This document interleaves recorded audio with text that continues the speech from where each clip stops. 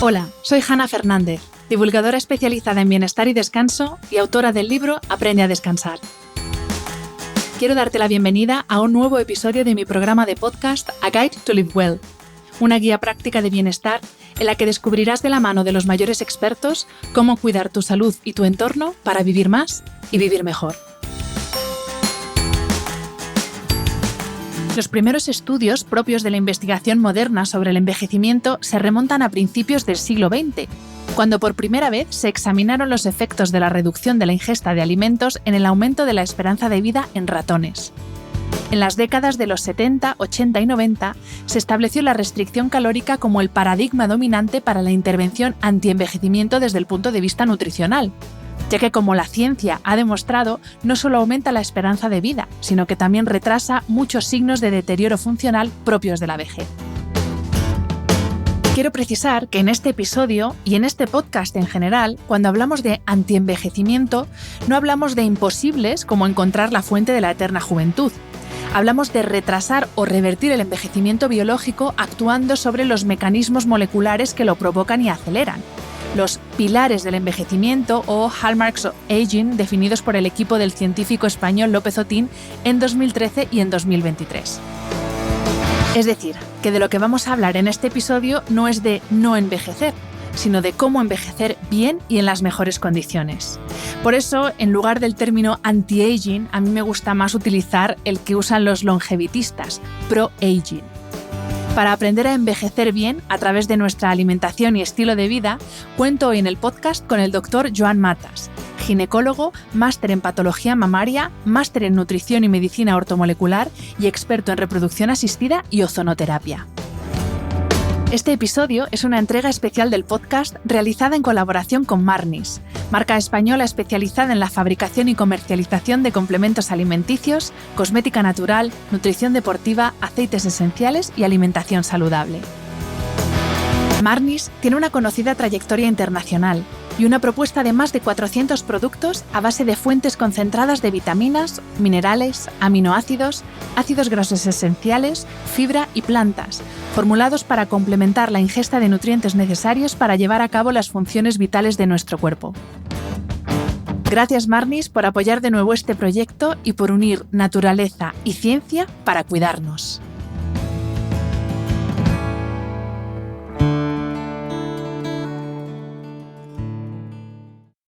This episode is brought to you by United Airlines. When you want to make the most of your vacation, book with United. They're an airline that cares about your travels as much as you do. United is transforming the flying experience with Bluetooth connectivity, screens, power at every seat, and bigger overhead bins to help fit everyone's bag. And with their app, you can skip the bag check line, get live updates, and more. Change the way you fly. Book your next trip today at united.com. His code name's Jackal. He's an exceptional assassin. Streaming November 14th on Peacock. He will kill again unless we stop him. Academy Award winner Eddie Redmayne. You're paying me to kill him. I am charging you for getting away. The Jackal's here. Look at the exits. BAFTA Award winner Lashana Lynch. I will find him and I will kill him myself. I like to win. So do I. The Day of the Jackal. Streaming November 14th only on Peacock.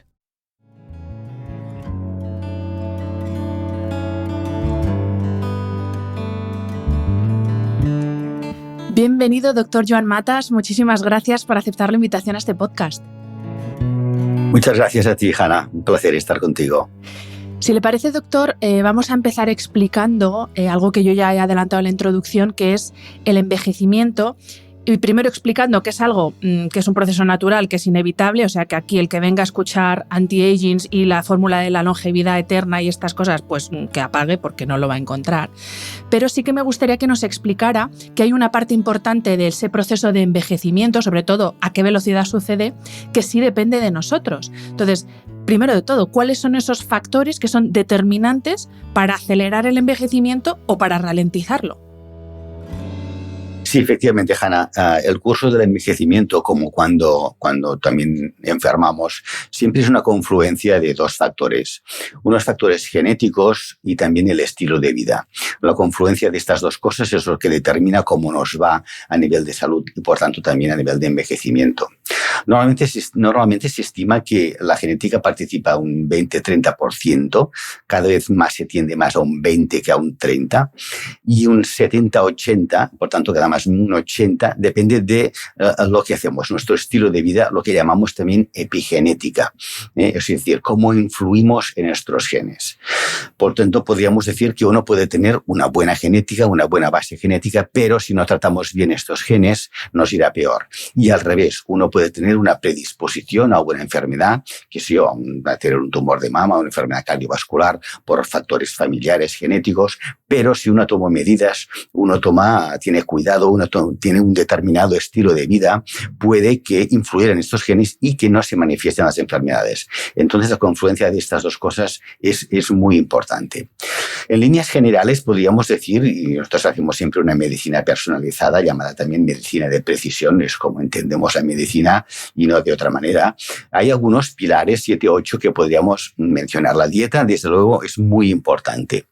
Una dieta en general de tipo hipocalórico, o sea, las calorías las mínimas. Una dieta más de tipo antiinflamatorio, es decir, con un predominio vegetal más que animal, aunque no hace falta hacer una dieta completamente vegetariana o vegana. Comer poquitas veces al día, 2, 3 veces al día, no 5 o más, como tantas veces hacemos, para evitar estos picos de azúcar o de insulina que nos hacen daño, ¿no? Y permitir también descansar al tubo digestivo, que esto también es importante, no estar constantemente digiriendo. El ejercicio físico es fundamental. La musculación, después podemos hablar tal vez un poco de esto, hay que muscular. El músculo es un órgano endocrino tal cual, pasan muchas cosas dentro de la musculatura. El ejercicio es importante. El descanso también, desde luego, tenemos que dormir. Mientras dormimos estamos reparando células, estamos reparando el organismo. El control del estrés, que es algo que llevamos tan encima a todos, ¿no? El estrés es proinflamatorio, el estrés acaba literalmente con nosotros y después podemos también mencionar cosas sobre esto. Una buena hidratación. Somos agua en un 70%, dependiendo de qué momento de la vida, pero somos agua en una proporción enorme. Mejora la inmunidad, hidratarse, mejora la digestión. O sea, tenemos que estar bien hidratados. Esto forma parte del estado de salud. Tener un buen entorno es importante, un buen entorno social, familia, amigos, esto es importante, no solo nuestra felicidad, sino que también nos disminuye el estrés. Y las personas longevas siempre han tenido un entorno correcto. De la misma manera que ser más bien optimistas, una cierta alegría. También vemos que las personas que llegan a 90, 100 años son ser personas más bien optimistas y alegres, no personas pesimistas, de aquellas que lo ven todo mal, ¿no? Y otra cosa importante y difícil en los tiempos que corren es evitar intoxicarnos, ¿eh? Tenemos que cuidar nuestro entorno, lo que comemos, lo que tocamos, lo que respiramos. Esto es importante para que no nos entren tóxicos y el cuerpo, el organismo tenga que dedicarse a deshacerse de ellos. Pues, doctor, me viene fenomenal esta enumeración que me ha hecho, porque ahora vamos a ir desgranando punto por punto, pero me gustaría que empezáramos por una de las cosas que ha dicho al final, porque al final lo de ser joven, estar joven, no sé qué verbo utilizar, depende mucho de los jóvenes que nos sentimos. Y al final, toda esa parte también lo ha dicho con el control del estrés, el vivir la vida con optimismo. También ese estado emocional, esa predisposición ante el paso del tiempo también es fundamental para que ese paso del tiempo sea lo más lento posible y lo mejor posible, ¿no? También hay que sentirse joven para estar joven. Sí, es importante. Es decir, el enfoque de las cosas, la gestión emocional, al fin y al cabo, es fundamental para evitar enfermar. Esto es muy importante y en la consulta siempre lo hablamos esto, ¿no? No solo nos da felicidad, nos hace más felices, sino que evita que enfermemos, ¿no? Esto lo planteamos siempre en la consulta. ¿Cómo pensamos? Es importante, ¿no? El pensamiento, las emociones son algo intangible, es curioso, es algo que no se puede ver, ni tocar, ni medir, pero da lugar a enfermedades que sí que son tangibles, ¿no? Y provoca problemas físicos, que sí que podemos ver y cuantificar de alguna manera, ¿no? Yo pongo muchas veces un ejemplo de hace unos años, una persona, un hombre, ¿no? Vio un enorme fuego en una montaña y se murió de ver el fuego. O sea, esta persona no se murió ni intoxicada, ni ahogada, ni quemada, ¿no? Simplemente la emoción de verlo acabó con su vida. O sea, que una cosa que es intangible, una emoción que no se puede ver ni tocar, provocó un problema físico que sería un infarto o cualquier otro tipo de evento, ¿no? Pero acabó con su vida. Y esto nos sucede muchas veces, ¿no? O sea, que cosas que no son tangibles, como es el pensamiento, da lugar a problemas físicos y, por tanto, nos ayuda también a evitar enfermedades, ¿no? Por tanto, es muy importante cómo enfocamos las preocupaciones, cómo enfocamos los problemas emocionales del día a día, problemas con otras personas, lo que a veces nos dicen o nos hacen cualquier cosa, estamos dándole vueltas a estas cosas que te corroen literalmente, ¿no? La otra persona se habrá olvidado ya de lo que pasó, ¿no? Pero tú sigues dándole vueltas a veces por semanas, por meses o por años, ¿no? Y entonces esto nos tenemos que sacar de encima. Esto es muy importante. En este sentido, las personas longevas suelen ser también personas con una buena capacidad de gestión emocional, ¿no? De pasar página de los problemas, no darle vueltas a las cosas, ¿no? Y por tanto, efectivamente, sentirse joven, sentirse vital, tener proyectos, tener ilusiones, como decías, estar en el mundo de los activos, ¿no? Sentirse útil es algo que efectivamente nos mantiene jóvenes y saludables, ¿no? Por tanto, aquí podríamos hacer también un cuidado con aquellos que están deseando llegar a la jubilación para no hacer nada, porque dejar de hacer todo, esto es algo que nos para mucho. Y este pequeño cortisol, esta pequeña adrenalina, este pequeño estrés diario controlado, nos ayuda también a estar activos, ¿no? Sí. Evitar estas preocupaciones, esto nos afecta mucho, ¿eh? Por tanto, es importante cómo pensamos, ¿no? Y cómo nos sentimos, efectivamente, sentirnos jóvenes, activos y enchufados en este mundo. Doctor, una de sus especialidades es la ginecología y usted está obviamente acostumbrado a tratar con mujeres en todas las etapas de su vida, pero si hay un momento crucial en la vida de la mujer es la menopausia. Y todavía seguimos asociando ese momento como con el inicio de la vejez de la mujer, que parece como que ya no servimos, ¿no? Como ya ha terminado la edad fértil, como que ya no tenemos utilidad en este mundo. Y eso también es un mito que tenemos que desmontar, que es verdad que hay una serie de procesos fisiológicos que deterioran el organismo, por así decir, pero que no significa, menopausia no significa vejez, que también es algo que tenemos muy metido ahí en el cerebro, también las mujeres, y como decíamos, el hecho de pensar que somos viejas nos hace sentirnos más viejas. Entonces, también hay que desmontar este mito. Sí, tienes toda la razón. Efectivamente, la menopausia, imagínate, se establece alrededor de los 50 años como promedio, al menos una mujer de nuestro entorno, una mujer de España, ¿no? Es alrededor de los 50 años, año arriba, año abajo. O sea que puede haber excepciones, casos muy concretos, pero aquí se establece, ¿no? Y la esperanza de vida podemos decir que es hacia los 85 años y nos cuidamos incluso un poco más, ¿no? O sea que a partir del establecimiento de la menopausia nos queda todavía un carrerón por delante, ¿no? Muy grande. Y las personas de 50 años, evidentemente, son personas que muchas veces están en el top de su energía y de su entorno profesional, personal, familiar, con proyectos. O sea que de vejez nada. Son personas que están bien y cada vez más, a Dios gracias, pues nos cuidamos y hacemos ejercicio y cuidamos la dieta, ¿no? O sea que esto no debería ser así. Es verdad que en la menopausia suceden cambios muy abruptos en la mujer. Es decir, los cambios hormonales suceden a veces en escasos meses, ¿no? Y el cambio que experimenta la mujer es muy importante, ¿no? Y por tanto el impacto a veces emocional de cómo interpretas todo esto, puedes decir, ostras, claro, se me ha ido la menstruación, estoy notando los sofocos, no controlo las cosas, ves un cambio importante, pero esto no significa que haya vejez. Hay cambios, pero actualmente tenemos muchos recursos para tratar este tipo de molestias. Impactos muchas veces también emocionales, porque el descenso de una de las hormonas, que es la progesterona, da lugar a cambios emocionales importantes, como es irritabilidad, como es mala gestión del estrés, porque no somos capaces de fabricar otra hormona, que es el cortisol, que deriva precisamente en su síntesis de la progesterona, que ya decimos que ha caído, ¿no? Entonces esta gestión emocional del día a día cuesta, ¿no? Insomnio, cosas que se ven, ¿no? Pero sí que es verdad que la verdad es que yo creo que tenemos que empoderar auténticamente a las mujeres que tomen las riendas de su estado de salud, de su bienestar, de su sentido vital, ilusión, motivaciones. Y el envejecimiento siempre es un proceso evolutivo, tanto en mujeres como también en hombres. Es una cosa que es progresiva, que depende en gran parte del estrés oxidativo, de la oxidación, que podemos hablar después también un poco de esto, y de lo que somos también en parte responsables. Yo también siempre hago este llamamiento a responsabilizarse de su propio estado de salud. Es decir, el médico que nos lleva no puede ni comer por nosotros, ni dejar de fumar por nosotros, ni dejar de beber por nosotros, ¿no? Eso tenemos que tomar las riendas nosotros mismos, y uno a veces, yo yo lo veo porque en la consulta parece que delegues en el médico el estado de tu salud. Está bien, el médico está allá para ayudarte, orientarte y darte unas pautas, que son siempre, y al menos yo siempre intento hablarlo mucho, dar información y hablarlo, ¿no? En estas pautas, pero la responsabilidad última recae en nosotros, ¿no? En esta epigenética que llamábamos antes, ¿no?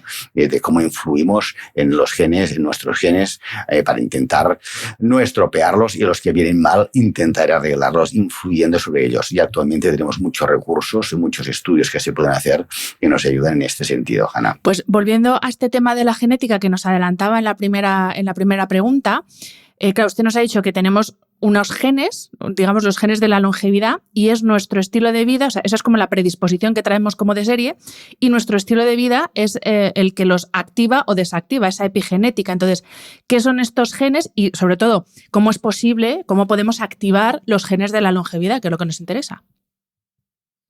Pues sí, efectivamente.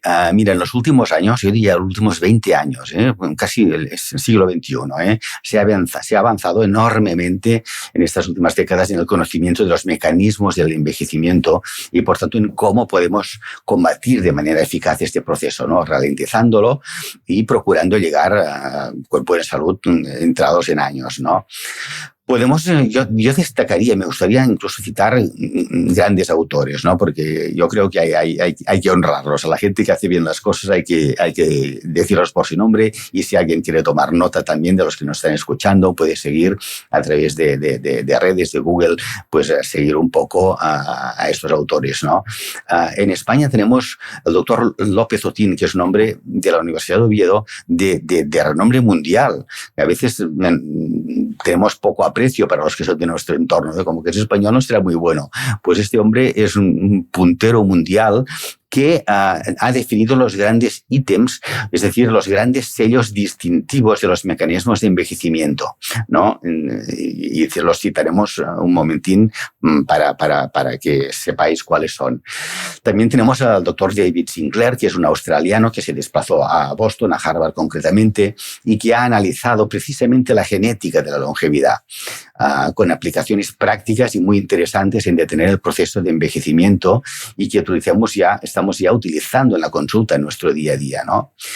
Y tenemos también al gran gurú de la nutrición, que es Walter Longo, que es un italiano calabrés que se desplazó también a Estados Unidos, concretamente a California, y es un hombre que ha analizado los estilos dietéticos de la gente más longeva del mundo, ha analizado las comunidades más longevas y ha definido cómo tiene que ser una dieta que nos ayude a vivir más y a estar libres de enfermedades, ¿no? En este sitio, en el año 2013, se publicó en una revista de renombre, que es la revista Cell, que significa célula, un trabajo del doctor Carlos López Otín, ¿no? Que mencionábamos antes. Este hombre aquí definía las 9 marcas distintivas del envejecimiento, ¿no? La primera de ellas es el daño del ADN. Esto es un sello distintivo de envejecimiento. Se daña el ADN de las células. El acortamiento de los telómeros. Los telómeros es una cosita que está en los cromosomas, en la punta de los cromosomas, que evita que estos se afecten, y el acortamiento de estos telómeros, que es como unos capuchones que tienen los cromosomas en sus puntas, para evitar que se dañen. Su acortamiento también es un ítem de envejecimiento, ¿no? Las alteraciones del epigenoma, es decir, la influencia externa en nuestros genes, la pérdida de un buen mantenimiento de las proteínas, lo que llamamos proteostasis, es otro factor importante. La disfunción mitocondrial. En las mitocondrias es una pequeña órgano que tienen las células, que es donde se produce su energía, donde se produce el ATP, que es la gasolina de las células, ¿no? La acumulación también de células viejas, de células las llamamos senescentes, que provocan inflamación. La inflamación crónica es algo que también estamos tratando constantemente en nuestras consultas en las terapias antienvejecimiento. El agotamiento de las células madre, que son aquellas células pluripotenciales que generan nuevas células. Y la alteración también de la comunicación entre las células. Todos estos ítems y su comprensión de cómo estas características se entrelazan entre sí y contribuyen al proceso de envejecimiento ha llevado a cabo a la exploración de terapias y enfoques innovadores que pueden retrasar o incluso revertir algunos de los efectos del envejecimiento. Pero es importante tenerlos en cuenta, ¿no? En este sentido, y un poco en lo que me preguntabas directamente, el trabajo de David Sinclair, define que estas marcas distintivas del doctor López Otín ocurren por una pérdida de información. Cuando David Sinclair postula que estas características del envejecimiento surgen porque hay una pérdida de información, se refiere tanto a la información genética como a la información también epigenética, es decir, cómo influimos en estos genes. Mira, la epigenética actúa sobre la genética, pero sin cambiarla. O sea, que la secuencia de ADN sigue estando constante. Esto no se cambia. Lo que se cambia es la influencia sobre esta secuencia de ADN, sobre estos genes. Lo que hace es influir, lo que hacemos es influir sobre ella para que algunos genes estén activos o inactivos en una célula en un momento determinado. Esto es lo que hace la epigenética. Y si se producen fallos en esta influencia normal de la epigenética sobre un gen y por tanto en la evolución, por tanto de una célula, de un tejido o de una persona, es cuando aparecen estas marcas distintivas, cuando hay este problema.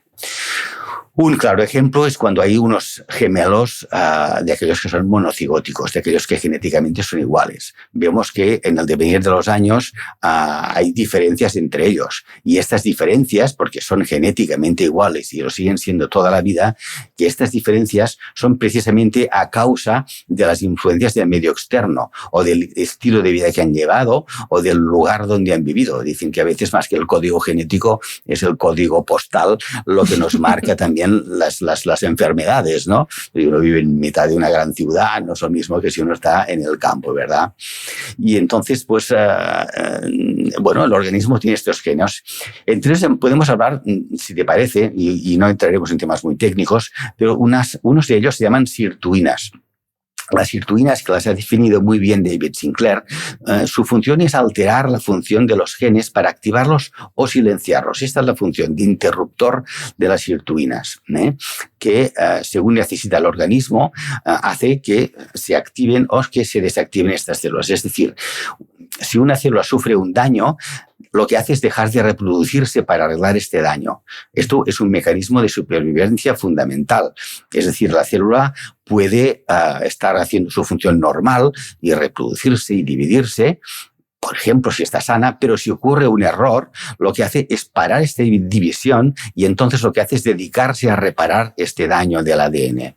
Esto es importante para no transmitir este ADN dañado a la generación posterior. Esto es muy importante y este es el papel de las sirtuinas. Y esto es crucial en la reparación del ADN. Y otros dos grupos de genes que tienen un factor que es fundamental son las llamadas mTOR, se llama así, es un nombre un poco raro, y AMPK. Los menciono porque son importantes. El mTOR es una vía de señalización, es decir, la señalización es dar una orden, mandar una orden, ¿no? En este caso lo que hace el mTOR es regular el crecimiento y el metabolismo, es decir, el normal funcionamiento de la célula. Y curiosamente, y esto tiene aplicaciones prácticas, este mTOR disminuye con la restricción calórica. Es decir, que esto promueve este proceso llamado como de autofagia, que podemos hablar un poquitín, que significa que el cuerpo se repara a sí mismo. Es decir, aquellas células que están un poco alteradas se deshacen, se destruyen y con sus restos recomponemos nuevas proteínas y hacemos nuevas células. Este es el papel un poquitín del mTOR. Y el AMPK, que es otro gen de la longevidad, actúa regulando la energía de las células, que esto también es fundamental. Este daño en la mitocondria, como decíamos, esto es fundamental. El estado mitocondrial lo tenemos que mantener. Entonces, estas familias de genes se activan y esto sería una aplicación práctica. Y esto se hace, por ejemplo, con la restricción de las calorías en la dieta o con un ejercicio físico. Entonces, lo que hace es prevenir el envejecimiento poniendo en marcha estos genes. No sé si me he explicado porque es un poco complejo y no siempre fácil de explicar. No, se ha explicado perfectamente, doctor. Gracias. Le quería preguntar, porque claro, vale, hemos hablado, ya nos ha explicado el componente genético, el componente epigenético, nos ha explicado fantásticamente bien cómo se activan esos genes de la longevidad. Ahora, después vamos a entrar un poco más en detalle en esa enumeración de herramientas que tenemos para activar los genes de la longevidad, pero quería preguntarle antes por los indicadores o marcadores que tenemos a nuestro alcance para valorar nuestro envejecimiento. Y no me refiero a tengo más canas, menos canas, tengo más o menos arrugas, sino a otro tipo de indicadores como puede ser, yo qué sé, el sistema inmunitario, los niveles hormonales, el nivel oxidativo de nuestras células. ¿Cómo podemos analizar estos marcadores para saber cómo está nuestro nivel de envejecimiento? Porque claro, pues eso, una cana uno se la tiñe y ya está, pero un sistema inmunitario debilitado por el envejecimiento o por un envejecimiento precoz no es tan fácil de tratar. Entonces, ¿cómo podemos identificar estos signos de envejecimiento? Sí, tenemos actualmente a disposición muchos sistemas, algunos un poco más clásicos, pero que lo utilizamos en el día a día en la clínica, y otros más nuevos, ¿no? Los niveles de determinadas vitaminas que actúan en el sistema inmunitario y que actúan también en nuestra capacidad antioxidante son importantes tenerlos en cuenta. Por ejemplo, los niveles de vitamina C, que vale la pena decir que los fumadores prácticamente no tienen. O sea, se les cae en picado la vitamina C. ¿Por qué? Porque como que se oxidan, este antioxidante fundamental se agota, aunque podemos entrarlo por la dieta. Has de pensar que los humanos y los simios, junto con los cobayas, somos los únicos animales que no somos capaces de fabricar la vitamina C. Todos los demás animalitos, las jirafas, los perros, los gatos, los cocodrilos, son capaces de fabricar su propia vitamina C. Nosotros no, por tanto, tiene que entrar desde fuera, desde la dieta. Y este es un potente antioxidante que lo podemos determinar en clínica con unos simples análisis. La vitamina D es otra importante herramienta. La vitamina D es un inmunomodulador. Todas las células del cuerpo, sin excepción, tienen receptores de vitamina D. Y también nos habla del sistema inmunitario y de la capacidad antioxidante. Hay algunos minerales como el selenio, el zinc, que también son potentes antioxidantes y actúan directamente en el sistema inmunitario. Otras cosas estarían más a nivel de investigación. Por ejemplo, los niveles de las natural killer, que son las células que actúan atacando enemigos o también previniendo el cáncer, ¿no? O de los macrófagos, que como su nombre indica, pues tienen capacidad de comerse células o bacterias extrañas que entran en el organismo. Y podemos potenciar estos macrófagos y estas natural killers, sabemos cómo potenciarlos, ¿no? Efectivamente, los niveles hormonales son también muy importantes. Los determinamos las llamadas hormonas esteroideas, que son los estrógenos, la progesterona, la testosterona. Son estas hormonas, algunas llamadas femeninas, otras masculinas, porque básicamente se generan en la gónada. Los estrógenos y progestágenos son los ovarios, la testosterona el testículo, pero hombres y mujeres tenemos de todo. O sea que no son hormonas exclusivamente masculinas y femeninas, pero sus niveles son muy importantes. Y actualmente también hacemos muchas veces tratamientos hormonales sustitutivos con diferentes tipos de hormonas que tenemos a nuestro alcance para mantener la salud correcta, ¿no? Los niveles de azúcar, la hemoglobina glicosilada, que no solo nos dice cómo ha estado el azúcar los últimos 3 meses, sino que nos indica los niveles de caramelización de las proteínas, precisamente a causa de un azúcar elevado. Una proteína caramelizada, porque hay demasiado azúcar circulante, es una proteína disfuncional, y por tanto es importante conocer estos valores, ¿no? El cortisol, que nos habla también de los niveles de estrés, ¿no? Todo esto es importantísimo, ¿no? Y en cuanto a antioxidantes, pues ya te digo, son lo mismo, ¿no? Estos niveles de vitaminas nos ayudan mucho. Hay unos marcadores inflamatorios muy importantes, por cierto, como es el fibrinógeno, la velocidad de sedimentación globular, que esto se detecta en un análisis normal y simple, ¿no? La proteína C reactiva, la ferritina, nos están hablando de si estamos inflamados, ¿no? Por tanto, todo esto nos puede poner en alerta y podemos entonces actuar de una forma apropiada, idónea y de forma también personalizada y única en una persona concreta. Antes, doctor, de pasar a la dieta de la longevidad, que va a ser la siguiente pregunta, pero antes quería preguntarle, porque me ha venido ahora a la cabeza por un concepto que es el concepto de hormesis, que es, digamos, como el concepto de salud óptima. Y claro, al final quiero preguntarle primero que nos explique qué es este concepto y luego cómo mantenemos este equilibrio, porque sí que es verdad que tenemos que estresar al cuerpo de forma regular, pero tampoco tenemos que pasarnos con esos estresores para no acelerar el proceso oxidativo y acelerar el proceso de envejecimiento. Entonces, si podemos hacer este paréntesis sobre el concepto de hormesis, que también se habla mucho y la gente al final no entiende muy bien qué es, si nos lo puede explicar antes de pasar a la dieta de la longevidad. Sí, esto es interesantísimo. La hormesis con H es un concepto biológico en el cual un pequeño estrés pone en marcha precisamente toda esta genética de envejecimiento que estábamos mencionando, las sirtuinas y el mTOR y la MPK, ¿no? Un pequeño estrés. Pequeño estrés que, por ejemplo, en el día a día puede ser pues un ayuno. Un ayuno es un pequeño estrés para el organismo y que pone en marcha toda esta genética de envejecimiento. Un pequeño estrés sería hacer un ejercicio intenso. Un estrés sería pasar frío. Esto lo hemos visto porque no lo hacemos nosotros. En los países nórdicos muchas veces los que se ponen en la sauna, que pasan un calor enorme y salen de la sauna y se meten en agua helada. Estos estreses que son relativamente pequeños, algunos son durillos de llevar a cabo, pero son pequeños estreses. Todo esto pone en marcha estos mecanismos de antienvejecimiento. Un gran estrés, efectivamente, un ejercicio que nos lleva a estar exhaustos o una dieta que nos lleve a la desnutrición, efectivamente, sería pasarnos. Por tanto, es interesante que o bien esté uno muy bien formado o bien tire de algún profesional que realmente lo acompañe en cómo puede llevar a cabo estos estreses en el organismo, ¿no? Pero la hormesis es esto, es hacer un estrés y el cuerpo reacciona beneficiándose y poniendo en marcha toda esta genética, ¿no? Y también aquello que decíamos de la autofagia, ¿no? Cuando hacemos un ayuno, por ejemplo, de un día, de 2 días o de unas horas, a veces de 12, 14 horas, todo esto pone en marcha todos estos mecanismos de reparación celular y da lugar a un beneficio al organismo y, por tanto, es un sistema, si lo vamos haciendo a lo largo del tiempo, de mantenernos jóvenes y de evitar que el envejecimiento se lleve a cabo precisamente activando esta genética de envejecimiento. Pues ahora sí, vamos a hablar de estilo de alimentación, pero antes quiero recordar una frase que tiene usted en su página web, que es: la mejor y más eficiente farmacia está dentro de tu propio cuerpo.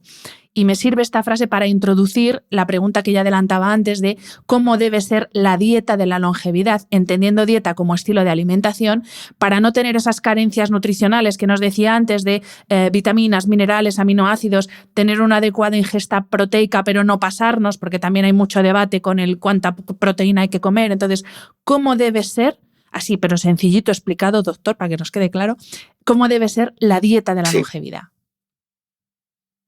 Sí, efectivamente. En cuanto a la frase que decías de mi página web, efectivamente el cuerpo es como una despensa.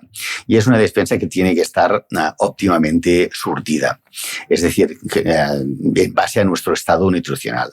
Es muy importante. Es muy importante no comer por comer, sino comer para nutrir. Por tanto, cuando nos sentamos a la mesa, que a todos nos gusta el comer para agradar al paladar, pero también es importante que comamos pensando en qué estamos metiendo en nuestro organismo. Si lo que estamos comiendo realmente nos nutre o es una dieta poco nutritiva. Hay gente obesa, desnutrida, o sea que no por comer mucho estamos mejor nutridos. Por tanto, nuestra dieta tiene que ser rica en vitaminas, minerales, grasas buenas, para que tener estos depósitos bien surtidos. Entonces, por esto es importante. El tema de las proteínas, doctor, que es que a mí lo de las proteínas me tiene loca, porque tenemos desde la teoría de la dieta hiperproteica a la teoría de prácticamente nada animal y con comer legumbres de vez en cuando es suficiente. Entonces, el tema proteína, por favor. Sí, el tema de las proteínas se ha jugado mucho con ellas. La dieta tiene que ser normoproteica, o sea, las que necesitamos. En determinados momentos podemos hacer una dieta hiperproteica, como es una persona mayor, bien mayor, o pues, por ejemplo, en casos de oncología, ¿no? Donde hay un déficit de proteínas. Entonces sí que interesa poder hacer una dieta hiperproteica, pero tenemos que vigilar que el estado de los riñones esté correcto. Por tanto, estas dietas tienen que estar siempre guiadas por un nutricionista. Las proteínas nos ayudan también muchas veces a dietas para perder peso. Unas proteínas ligadas a una dieta vegetal, por tanto, sin casi hidratos de carbono o con muy pocos hidratos de carbono de absorción rápida, es algo que siempre nos va a ayudar a perder peso, porque las proteínas tienen poca caloría. Por tanto, las dietas tienen que ser normalmente con las proteínas que se necesitan. Esto varía también a lo largo de la vida, ¿no? Las personas jóvenes también necesitan, pero sobre todo las personas mayores sí que necesitan para evitar esta sarcopenia, es decir, este déficit de músculo donde en la vejez, como decíamos antes, el músculo es un órgano endocrino y en la vejez si no tienes una buena musculatura es que no puedes al final ni levantarte de la silla. Por tanto, es importante importante tener una buena aporte proteico, que siempre va ligado también a un ejercicio, que esto ayuda a que esta proteína se incorpore a nivel de músculo, que es lo que nos interesa al fin y al cabo. This episode is brought to you by Indeed. We're driven by the search for better, but when it comes to hiring, the best way to search for a candidate isn't to search at all. Don't search, match with Indeed. Use Indeed for scheduling, screening, and messaging so you can connect with candidates faster. Listeners of this show will get a $75 sponsored job credit to get your jobs more visibility at Indeed.com/MBO. Terms and conditions apply. This episode is brought to you by Allstate. Some people just know they could save hundreds on car insurance by checking Allstate first, like you know to check the date of the big game first before you accidentally buy tickets on your 20th wedding anniversary and have to spend the next 20 years of your marriage making up for it. Yeah, checking first is smart. So check Allstate first for a quote that could save you hundreds. You're in good hands with Allstate. Savings vary. Terms apply. Allstate Fire and Casualty Insurance Company and Affiliates. Northbrook, Illinois. Y también lo que adelantaba usted al principio, que sí es importante qué comemos, pero también es importante cuántas veces y cuándo lo comemos, porque hay una frase muy española que es: de grandes cenas están las sepulturas llenas, porque es verdad que tendemos ya cuando llega el final del día, que lo tenemos todo hecho, entonces nos metemos el festín y encima, como no nos ha dado tiempo a ir a la compra, pues abrimos cualquier cosa, la metemos en el horno, en el microondas y ala para adentro. Entonces, que también es importante no solo prestar atención a qué comemos, sino a cuántas ingestas hacemos al día y en qué cantidad. Sí, también es verdad, ¿no? La dieta tiene que ser una dieta básicamente, como decimos antes, y así es la dieta de la longevidad, fundamentada y es lo que hacen con lo que estudia Walter Longo cuando estudia estas 5 comunidades más longevas del mundo, ¿no? Está fundamentada en el reino vegetal, ¿no? En el reino vegetal. Y esto va acompañado de fibra, vitaminas y pocas calorías. Por tanto, esto es muy importante. Las calorías hay que controlarlas. Actualmente tenemos a nuestra disposición un montón de productos que no los llamaría alimentos, porque están en los supermercados y que están en todas partes, llenos de procesados y sobre todo muy ricos en azúcar. El azúcar es de pensar que actúa exactamente como una droga, da un premio cerebral inmediato y muchas veces están pillados en dietas ricas en azúcares. El azúcar nos da un premio instantáneo que dura unos momentos, pero que lo buscamos muchas veces de una forma desesperada, ¿no? Porque nos da un premio cerebral. Pero a cambio lo que hace es perjudicar enormemente nuestra salud porque es muy proinflamatorio. También es verdad que tenemos que comer relativamente pocas veces. Yo situaría entre 2-3 veces y esto depende siempre de cada persona. No podemos decir a todo el mundo igual, pero en líneas generales tenemos que comer pocas veces al día para evitar estos picos de azúcar y estos picos de insulina que tanto nos afectan en nuestra salud, ¿no? Y también porque tenemos un metabolismo ahorrador. Los seres humanos tenemos un metabolismo ahorrador y esto viene de nuestros ancestros. La humanidad a lo largo de la historia más bien ha pasado hambre. Actualmente tenemos la nevera al lado, tenemos un supermercado debajo de casa y tenemos los alimentos completamente a nuestro alcance. Pero esto es una excepción en la historia de la humanidad. Por tanto, nuestro metabolismo, que es un metabolismo ahorrador, porque no sabemos cuándo volvemos a comer otra vez, al menos esto es lo que ha sabido la humanidad a lo largo de la historia. No sabes si vas a cazar de nuevo al día siguiente, ¿no? O no hace falta irnos a miles de años atrás. Nuestros abuelos, bisabuelos no comían lo que estamos comiendo nosotros. Comían 2 veces al día, no 3, ni 4, ni 5, 2 veces al día, algunos a lo mejor 3, y comían unas dietas pobres en calorías. Era una dieta más bien vegetal, había poco animal porque no había tampoco poder adquisitivo para comer animal, ni actualmente porque lo tenemos en el supermercado, pero claro, conseguir un animal no es tan fácil.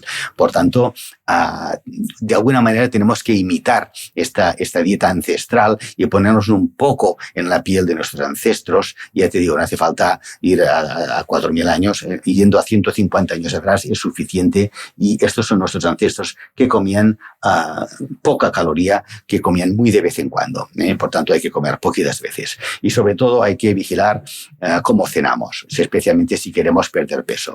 La cena es clave, tiene que ser una cosa ligera, también influye en el sueño, que también es importante y podemos hablar, pero básicamente hay que controlar el tema de cena y pasar unas cuantas horas sin comer comer nada, absolutamente nada, o cosas que nos rompan este ayuno, como puede ser una infusión, un té, un café o una limonada sin azúcar. Son cosas que nos rompen este ayuno y que pueden servir también para poner algo en el cuerpo si es que necesitamos poner algo en un momento determinado. Ahora vamos a hablar del sueño, pero antes quería preguntarle, porque partamos de la base de que tenemos una alimentación adecuada, pero aún así, porque la calidad nutricional de los alimentos ya no es la misma, porque no siempre podemos comer como nos gustaría, por un montón de circunstancias, pues hay veces que necesitamos complementar nuestra alimentación.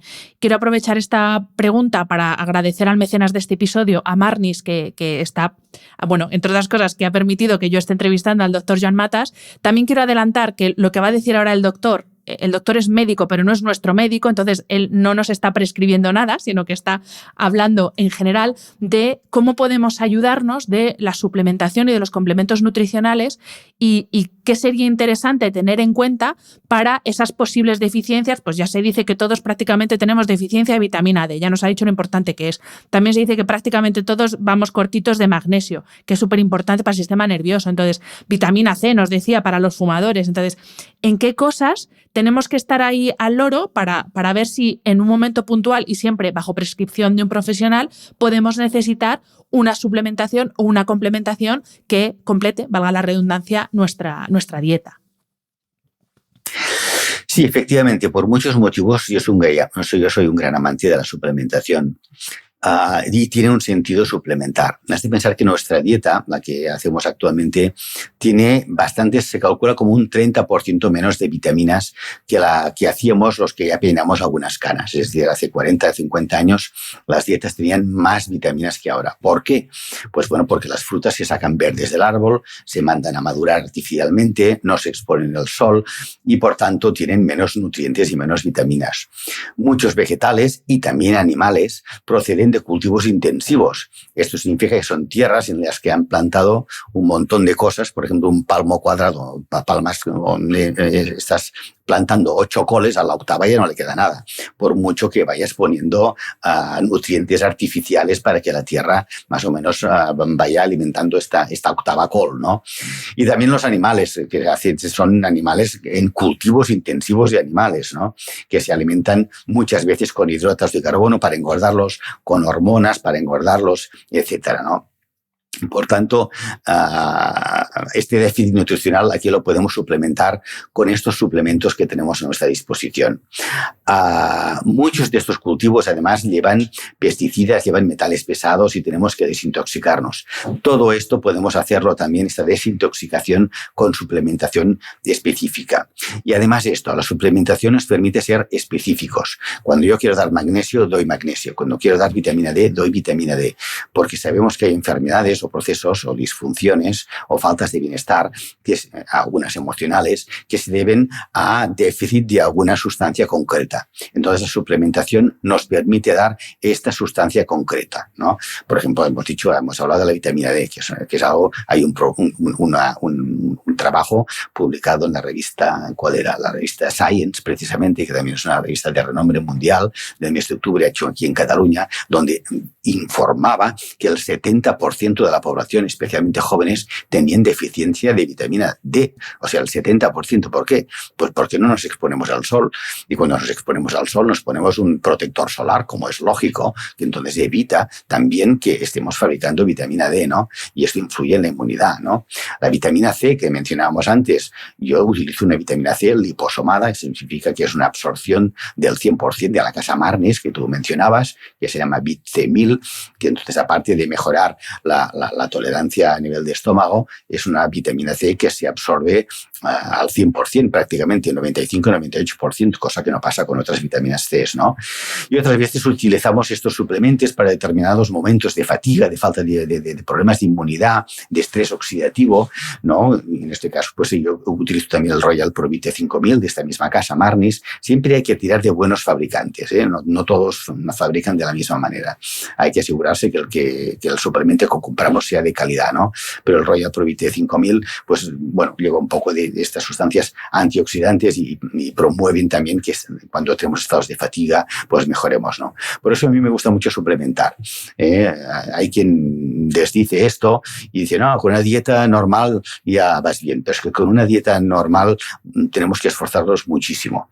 Tiene que ser una dieta muy ecológica y muy equilibrada. Y ya digo, además nos permite ser tan específicos que podemos dar una cosa concreta porque pensamos que esta persona necesita una sustancia concreta en su organismo, ya sea una vitamina, un mineral, un extracto de hongo, que también tiramos mucho de extractos de setas. Marnis tiene muy buenos extractos de setas también y que nos ayudan a la inmunidad, en la memoria, nos ayudan en la ansiedad, en tantísimos procesos, ¿no? Pues continuamos con más herramientas. Otra herramienta que usted sí que la ha adelantado en la introducción, pero yo creo que es una cosa en la que no pensamos mucho cuando hablamos de envejecimiento o de prevenir el envejecimiento, que es una buena hidratación de nuestros tejidos. Y ya no solo con agua, sino también con esas grasitas buenas y con todo eso que permite que los tejidos blandos, porque es muy típico, ¿no? A partir de los 35-40, hoy las rodillas ya empiezan a doler, hoy me levanto con el cuello así como la espalda. Entonces, ¿cómo de importante es tener una buena hidratación? Y sí, vamos a centrarnos mejor en el agua porque es una cosa que no hacemos, beber agua. Y es fundamental para vivir. Es fundamental, como decimos al principio, somos agua en un porcentaje enorme y, por tanto, la calidad de este agua que tenemos dentro es muy importante, ¿no? Hidratarnos es una de las bases, ¿no? de evitar este antienvejecimiento, porque, curiosamente, incluso beber agua nos ayuda en nuestra inmunidad. ¿Y eso qué tiene que ver? Pues esto es así, y hay trabajos al respecto que demuestran que beber agua ayuda en la inmunidad. Somos agua en este tanto por ciento, un 60-70%, ¿no? Y sí que es verdad que la gente no bebe suficiente. ¿Por qué? Pues porque no tenemos tiempo, no nos acordamos. La gente mayor se les pasan las ganas de beber, no tienen sed, por tanto se deshidratan. Los que de 70, 80 años tienen menos sed, y si no tienen un cuidador al lado, un familiar, alguien que les diga bebe un poco de agua, no lo hacen porque no tienen sed, ¿no? Normalmente necesitamos beber entre 1,5 litros o 2 litros de agua cada día, de término medio, ¿no? Y esta cantidad tendría que hacerse, ¿no? Pues nos ayuda también en el estreñimiento, que es otro mal de nuestro tiempo, ¿no? Y en la termorregulación, en la hidratación cutáneo-mucosa, en la función de los riñones. En fin, que beber agua es muy importante. Es una gran manera de mejorar nuestra salud y no tenemos que olvidarlo ni pasarlo. Y que los refrescos no son agua, que eso también es importante, y esto yo lo escucho mucho, escucho mucho a mi marido de ya me voy a tomar no sé cuántos cafés, ya he bebido, y digo, no, es que no es lo mismo. Sí. No. Y los refrescos, mucho menos. Los refrescos que encontramos, no vamos a decir marcas para no ofender a nadie. Pero todos sabemos de lo que hablamos. Los refrescos sí, los refrescos son agua con azúcar, con mucho azúcar. Tanto azúcar que una única botella de cualquier refresco lleva bastante más azúcar del que necesitamos en todo un día. O sea, una única botellita, ¿no?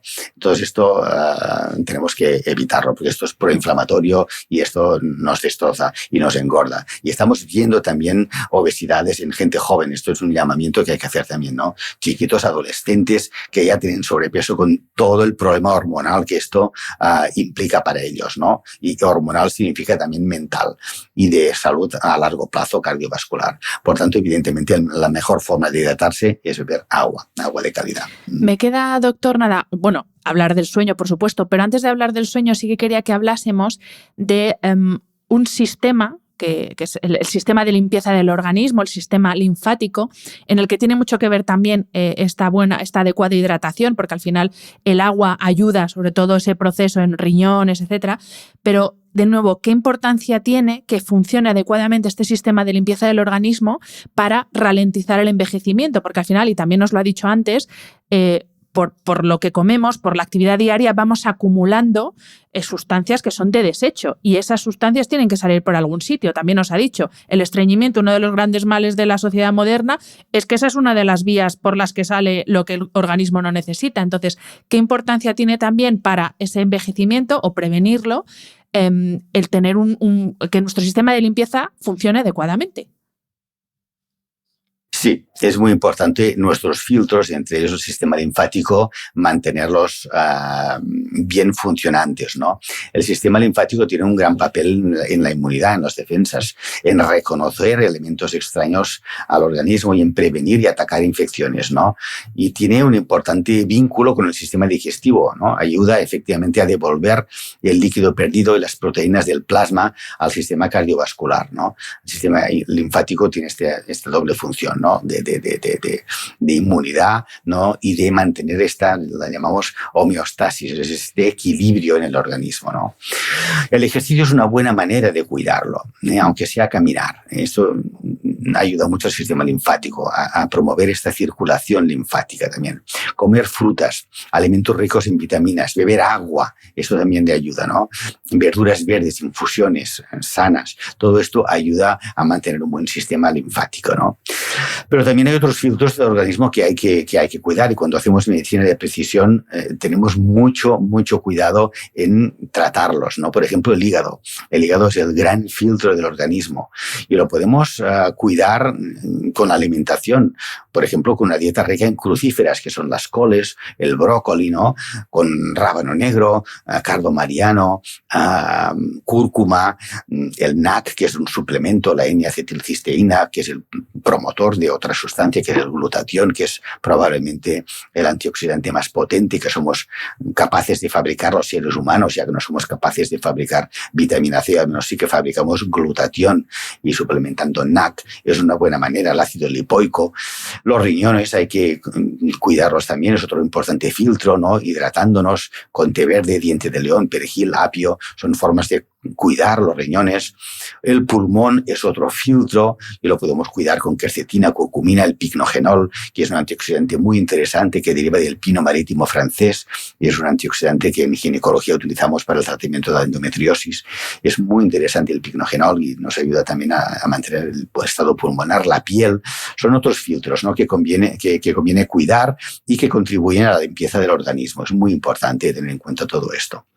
Y ahora sí, para terminar, doctor, vamos a hacer una oda al sueño, porque además el sueño nos ayuda en muchas cosas, porque por un lado es una estrategia maravillosa desde el punto de vista nutricional, y hemos adelantado un poco antes pues eso, lo de no cenar a una hora demasiado tardía, no cenar demasiado, pero también desde la perspectiva de la longevidad es una de las herramientas gratuitas que todos traemos de serie, que despreciamos en muchos casos, pero que nos pueden ayudar precisamente a no solo a ralentizar el envejecimiento, sino que a todos esos años de más que estamos viviendo gracias al aumento de la esperanza de vida sean años que vivamos con plenitud y no años que tengamos que estar dependiendo de medicación para dormir, medicación para estar atentos durante el día. Entonces, ¿qué papel tiene el sueño en este proceso de, vamos a decir, proenvejecimiento, para hablar en positivo del envejecimiento? Sí, tienes toda la razón. El sueño es crucial y efectivamente es el hermanito pobre. Muchas veces en estas vidas que llevamos tan ajetreadas, dormimos menos, ¿no? Y entonces tengo más tiempo para hacer más cosas, ¿no? Y esto es una equivocación, porque dormir ayuda a reparar las células del desgaste sufrido durante el día, ayuda a consolidar la memoria, ayuda a regular las hormonas. Dices que tiene que ver, pues sí, a regular las hormonas. Cuando tenemos un cortisol alto, dormimos peor porque vamos acelerados. Entonces, un cortisol alto significa un azúcar alto y esto significa una insulina alta, significa que no perdemos un gramo, nos engordamos. Y sin dormir no perdemos peso. Yo tengo un compañero que ejerce en París, un gran nutricionista, que si no duermes, y es que ya no te abre ni la puerta de su consulta. Digo, cuando duermas ya vendrás para perder peso, ¿no? Entonces, tenemos que dormir, dependiendo de las edades, entre 7 y 9 horas diarias. Esto es lo ideal. Y además, si dormimos bien, después también rendimos más y ya vamos a compensar este tiempo que, entre comillas, estamos perdiendo durmiendo, ¿no? Hay personas que dicen que durmiendo 4 horas y tienen bastante. Vale, estas son personas que viven vidas muy intensas, muy revolucionadas y evidentemente son personas que viven menos. Eso sí, viven con mucha intensidad, pero viven menos porque les va en contra de su salud. El mejor momento para dormir, esto también es muy interesante, es entre 9:30 y 10, y hasta las 2 de la madrugada. Este es el momento en que reparamos más nuestras células, por tanto un buen arranque en el dormir es muy importante. Después, mientras seguimos durmiendo a lo largo de la noche, seguimos evidentemente reparando el organismo, pero este primer momento es muy importante, hacer un sueño profundo en estas primeras horas y más bien tempranito. Esto sería ideal. Otra cosa sería hablar también de que tenemos que ajustar nuestra actividad diaria al sol, es decir, a la luz, a los tiempos que nos marca la naturaleza, que tampoco nos acordamos de esto. Es decir, cuando sale el sol, todos de pie, y cuando se pone el sol, tendríamos que estar todos durmiendo. Lo que pasa es que la luz artificial aquí nos ha jugado en contra y estamos a las 2 de la madrugada, que tendríamos que estar durmiendo hace horas, pero estamos todavía despiertos, ¿no? Entonces es importante seguir los ritmos de la naturaleza, ¿no? Y entonces para dormir no siempre depende de una pastillita mágica. Muchos pacientes vienen aquí o muchos pacientes y digo, oye, dame una pastilla para dormir. Ojalá fuera así de fácil. Entonces las pastillas que hay para dormir, las que te tumban, haces un sueño, duermes, pero no es un sueño reparador. No es un sueño en el cual tú tienes las fases profundas y menos profundas. Es un sueño que duermes, pero sin reparar. Entonces esto no es tan así. Y hay toda una higiene para dormir, ¿no? Una higiene que es acostarse, ya digo, más bien tempranito, tener una dosis de paz en aquel momento, no estar dándole vueltas a los problemas que hemos tenido durante el día, ni pensando en lo que haremos al día siguiente, y entonces damos vueltas y de noche efectivamente se ve todo muy negro de noche. No es momento de pensar y de hacer planes, ¿no? Y debemos dejar estos niveles de meditación, de cortisol con meditación, por ejemplo, ¿no?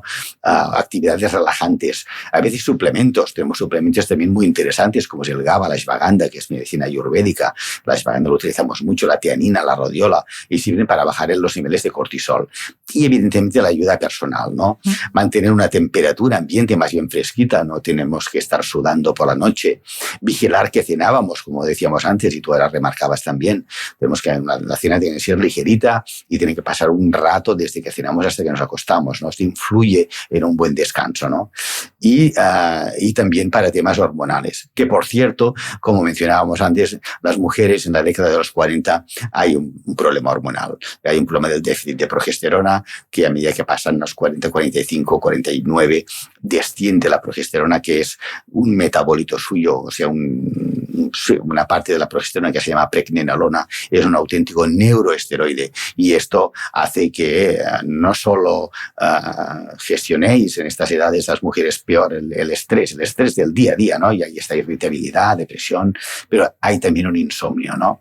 Y muchas veces si no repones esta progesterona de la forma que quieras, no hace falta dar progesterona, que existe progesterona natural en las farmacias, y a veces potenciamos con extractos botánicos como es el Vitex, el Agnus castus, una planta mediterránea, por cierto, también existe en el centro de África y Norteamérica, pero aquí en Mediterráneo tenemos esta planta, el Agnus castus, ayuda a promocionar, ¿no? Y esto ayuda también a dormir mejor, ¿no? Siempre enfocamos evidentemente en nuestra medicina y no entendemos la medicina de otra manera, hacer un enfoque que se llama holístico, general, integral.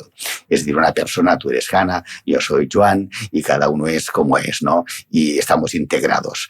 Y hacemos siempre una medicina personalizada para cada uno. Esto es súper interesante, súper importante. Huimos de protocolos. Aquello todo el mundo tratar a todo el mundo igual. La gastritis se trata así, la depresión se trata así. No. Hay una gastritis de una persona y una depresión de otra persona, ¿no?